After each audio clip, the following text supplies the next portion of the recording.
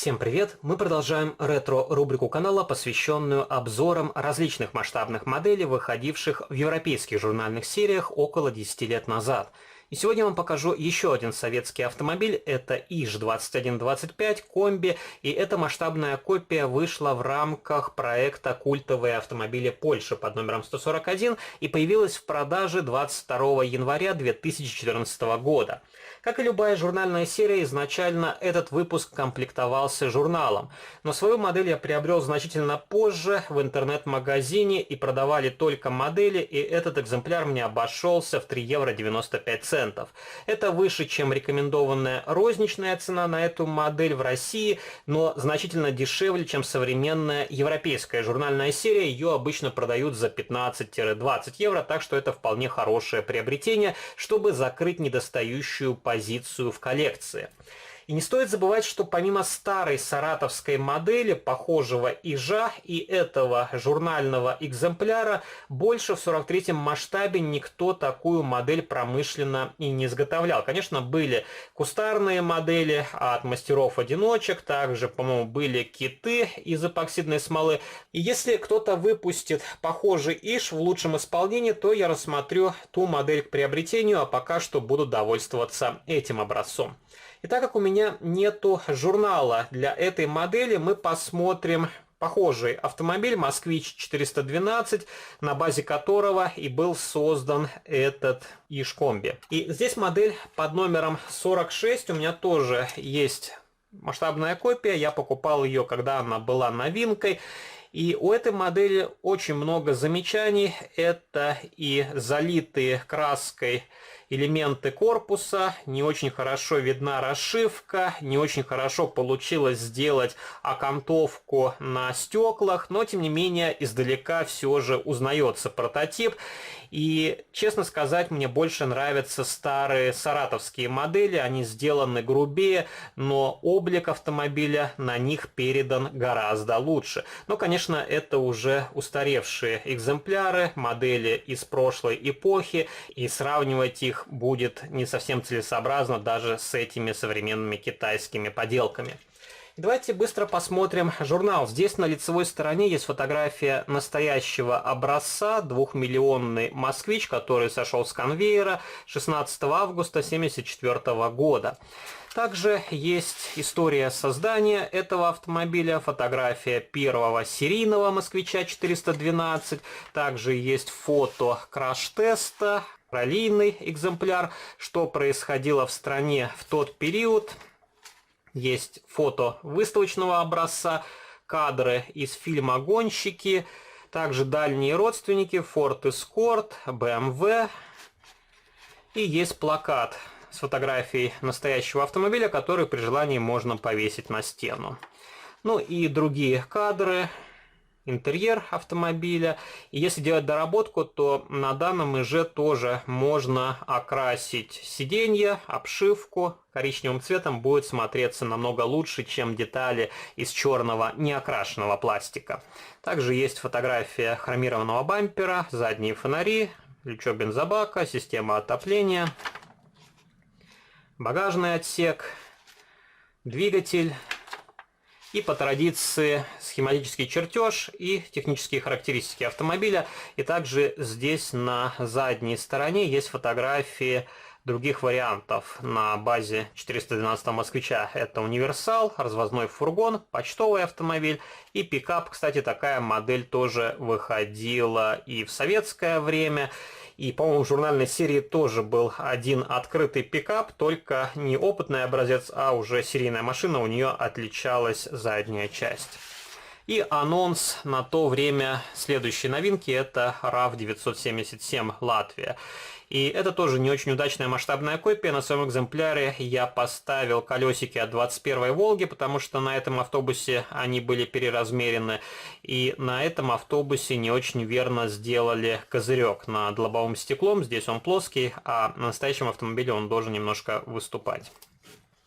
И давайте теперь посмотрим на ИШ-2125. Это ранняя модификация, и в рамках журнальной серии также выходил более поздний вариант с круглыми фарами, но той модели нет в моей коллекции. Если мне попадется на глаза, я возьму ее, а так целенаправленно нету желания искать.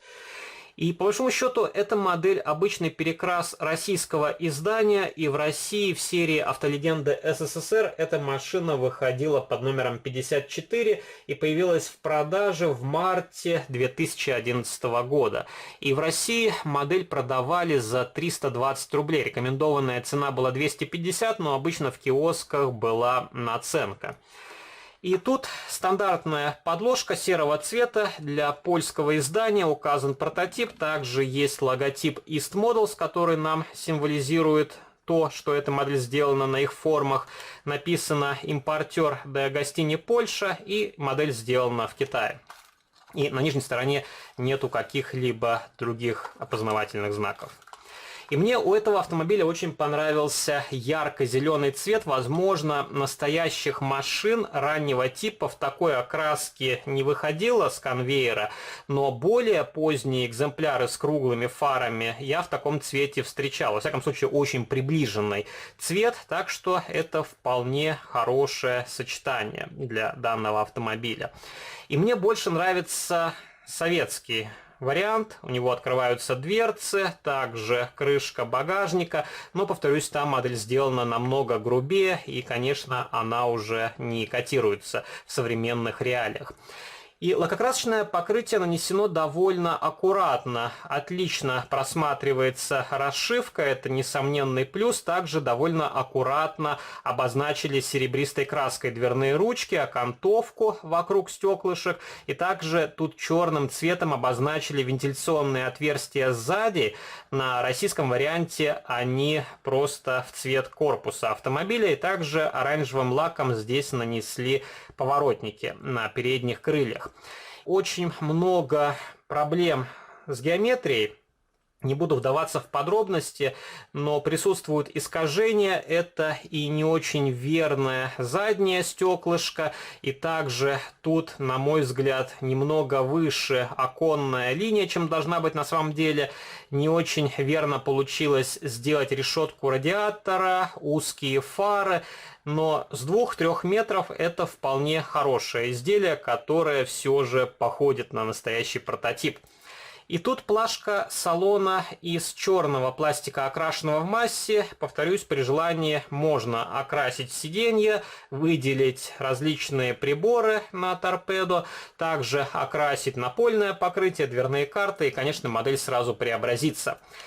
Не очень понятно сделаны колесные диски и хромированные колпаки, и мне сложно сказать, что тут пытались изобразить, но на настоящие москвичевские колпаки вот это изделие не очень похоже.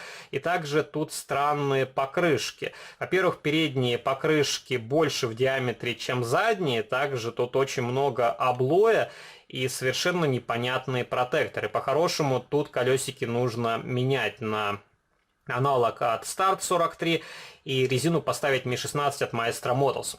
Очень просто сделана нижняя часть, присутствуют крепежные отверстия для закрепления модели на подставке. Передний мост здесь изображен очень схематически. Также изобразили глушитель, но почему-то его не выделили серебристой краской. Есть топливный бак и 2 брызговичка из пластика, которые, на мой взгляд, выглядят не очень симпатично. Я видел в продаже наборы фототравления. Можно купить набор от Петроград. У них было несколько типов брызговиков, и тоже установить на эту масштабную копию. Это придаст модели более реалистичный вид. Хромированный молдинг на порогах тут просто обозначили серебристой краской.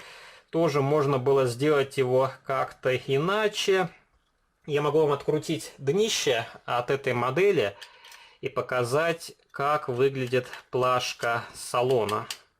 И, к счастью, на этом варианте шляпки винтов под крестовую отвертку. На многих европейских моделях идут шляпки под треугольную отвертку, и у кого нету подходящей отвертки, придется или подбирать надфиль, или как-то выковыривать эти винты. И вот так выглядит панель приборов, рулевое колесо.